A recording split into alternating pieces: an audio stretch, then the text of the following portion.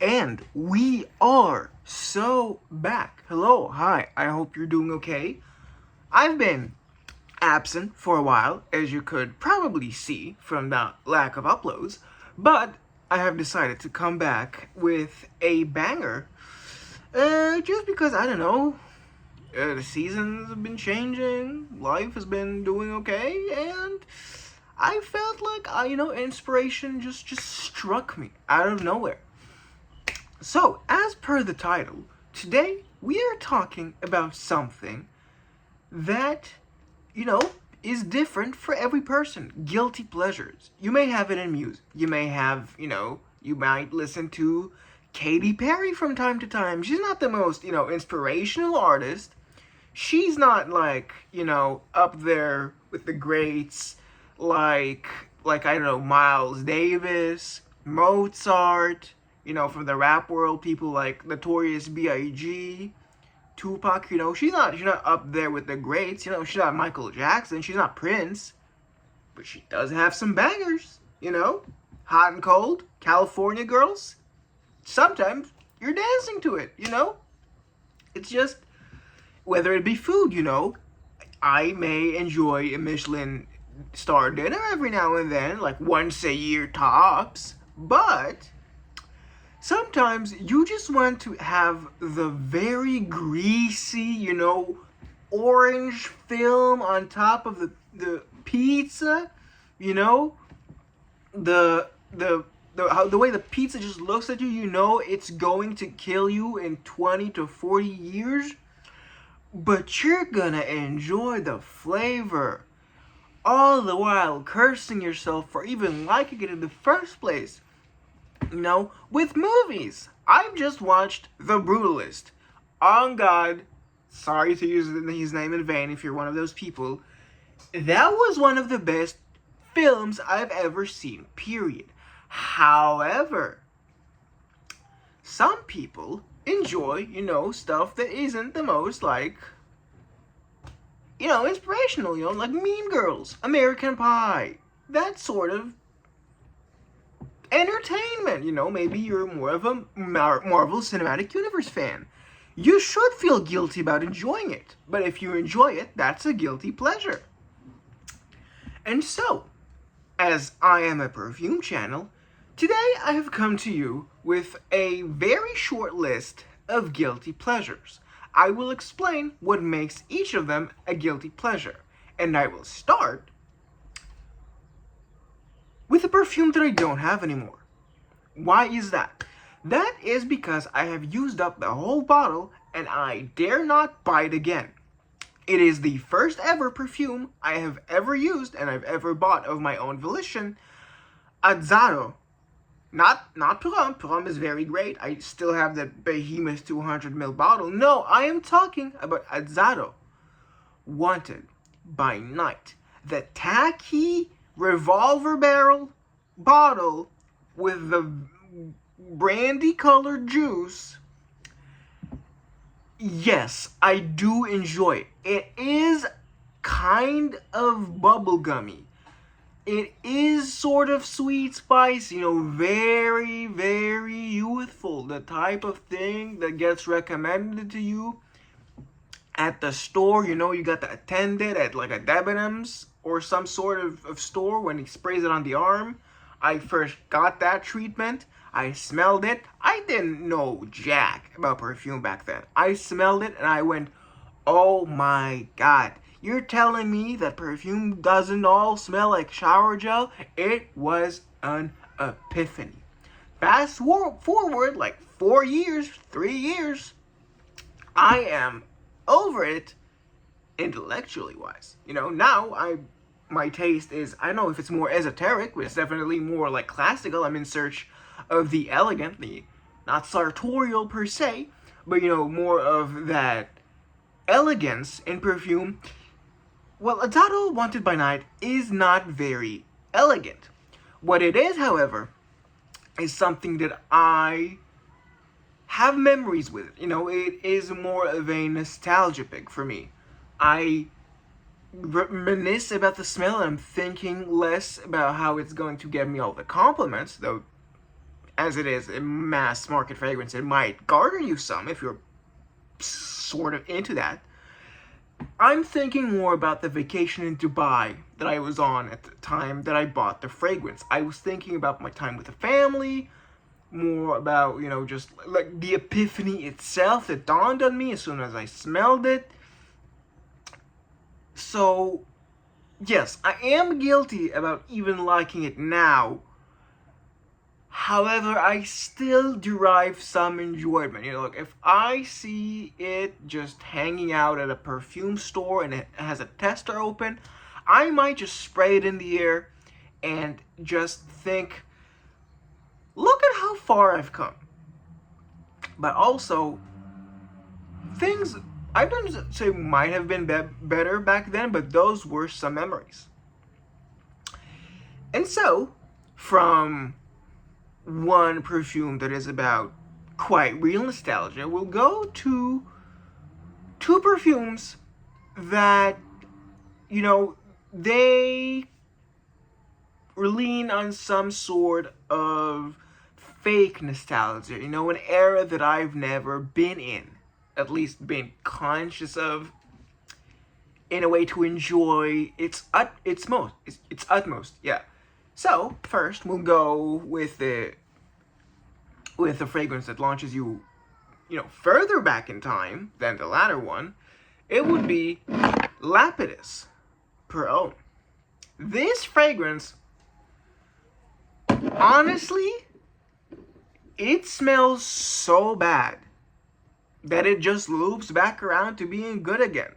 It's got this cocktail of sickly, sticky fruits melded together with, just this giant lump of animal piss. Just, and that's where you get this intersection of the ugly ass bottle. And just hang on, I need to spray this just to remember. Oh my god, it smells like, if Kuros, I just don't like, period, because it takes itself too seriously, and I can't handle Boss, because it also handles itself too seriously. Like, how are you supposed to smell sartorial when you reek of the entire just marked, men's restroom, just a whole yellow, it's all painted yellow, and not by paint, I'll say that much. This does not take itself too seriously at all. This perfume smells so unprofessional, it almost reads like a joke. It's still bad, don't get me wrong. Like, compositionally, my nose is not on board with the smell, just like if I were to treat it, like an earnest attempt at perfumery. However, this is more like a Halloween perfume, like you're dressing up as someone who is not you, If I want to dress up as an 80s or 70s bowler, just chest hair out the wazoo, really misogynistic, horrible sense of fashion, mullet, that sort of guy, I know what I'm wearing, to complete the vibe. This is like someone who is such a jackass that you can't be mad at him because he's not a real person. Yeah, that is... Sorry about the bad segue. That is, in a nutshell, why Lapidus Perfume is another one of my guilty pleasures. Going to another perfume that takes me back to an earlier era, which I may have existed in, but I wasn't really conscious as an adult at that time. I'm talking about the mid to late 2000s. It is Nautica Voyage, the very sickly blue perfume, It smells like watermelon, like very fake watermelon, a little bit soapy aquatic.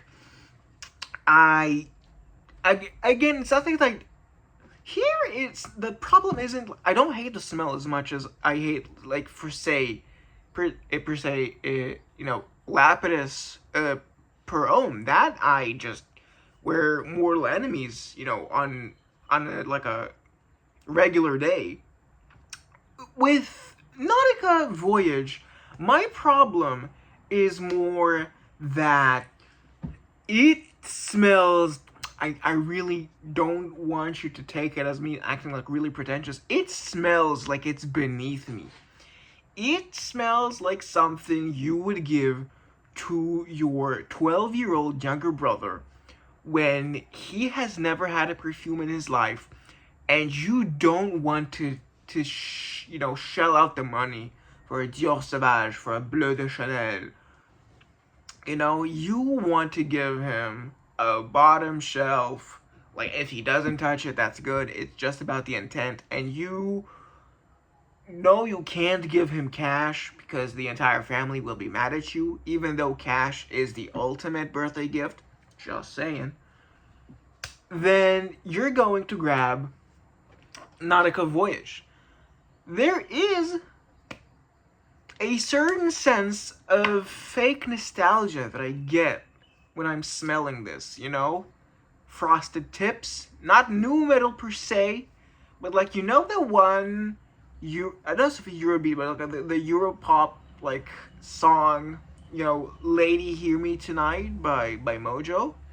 That's what this reminds me of. This kind of very dated youth, that is very much not realistic. It's very idealized when I smell this. I'm just thinking, guy with hair gel just hanging out with either his partner or his friends, just kind of, having a moderately enjoyable day. They're not like thrill seeking. It's more like just maybe driving on a road that is near the beach. If it's like, I don't know, you're watching a very mediocre movie, but you don't really care about what the movie is because you're enjoying your friend's company at the time. What movie?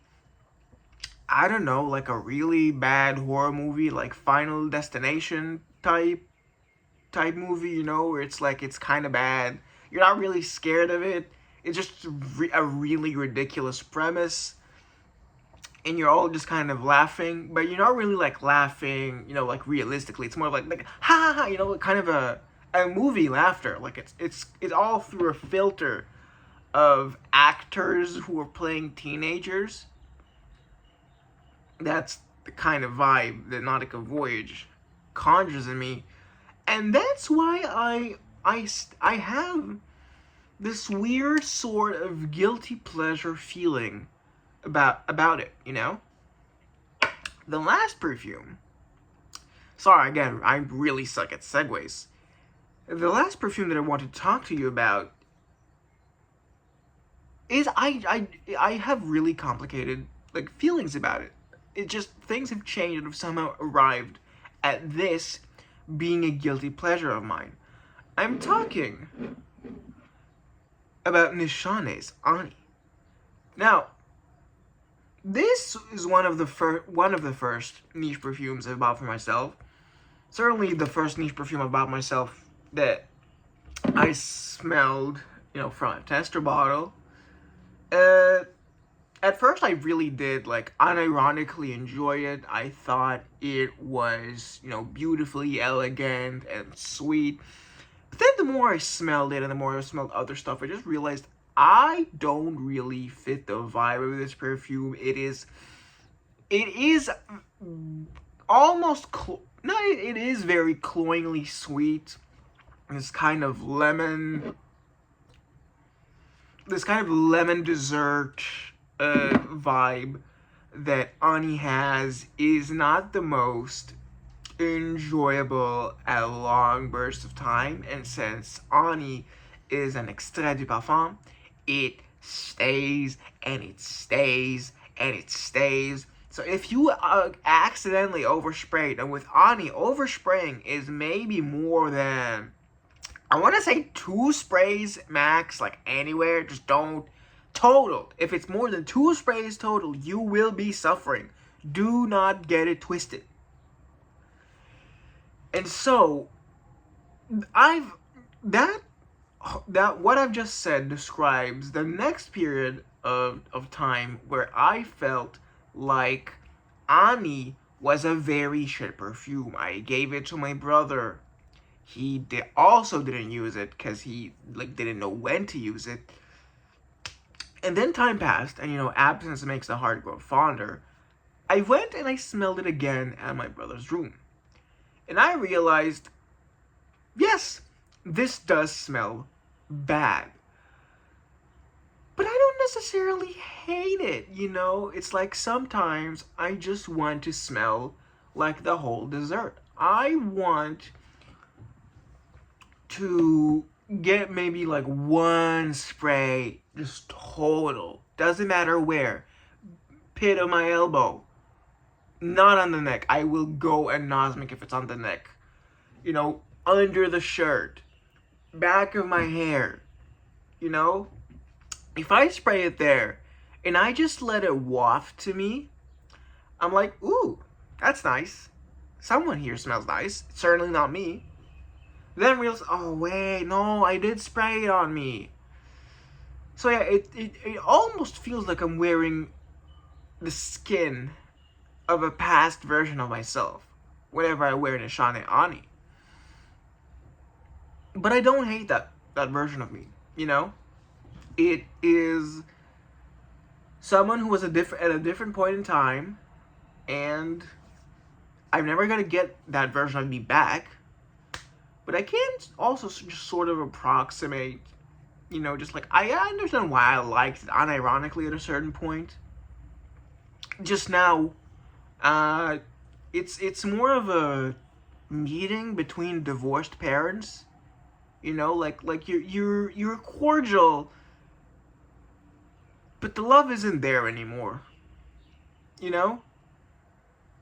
sometimes you do want to talk to them, they're a treasured friend of yours, and you want to catch up, see how they've been, but you're not sleeping together again. Yeah, that about does it for my opinions on Nishane Ani as a guilty pleasure perfume. And the list itself, I couldn't really find a fifth because my taste in fragrances hasn't changed too drastically since then. And I do hope that you've enjoyed the video. Leave a like if you did. Comment, what are your guilty pleasure perfumes? Do you even have any guilty pleasure perfumes? What do you consider guilty pleasure perfumes? And I will stop making promises that I'll be uploading consistently. Just whenever the inspiration strikes me is when I'll upload a video. If that comes out once a year, it comes out once a year. If that comes out once every 6 months, it comes out once every 6 months. But I will say here, I will not stop uploading. It will just be very, very, very rare that I do. So with that, I bid you farewell, and I hope to see you here, guys, whenever I do upload next time. Bye-bye.